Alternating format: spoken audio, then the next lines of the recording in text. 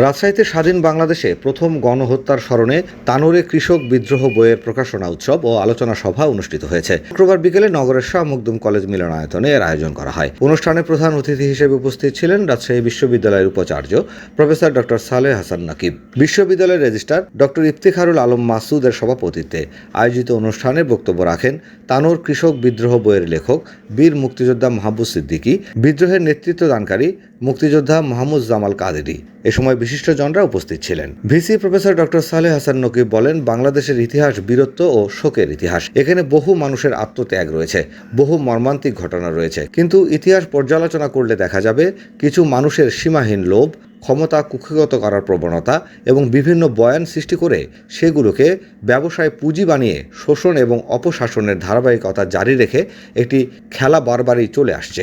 তবে ২৪-এর গণ অভ্যুত্থান একটা সুযোগ করে দিয়েছে ঢেকে রাখা ইতিহাস সামনে নিয়ে আসার। তিনি মুক্তিযুদ্ধের ঢেকে রাখা অজানা ইতিহাসকে আগামী প্রজন্মের কাছে উপস্থাপন করতে সংশ্লিষ্টদের প্রতি আহ্বান জানান।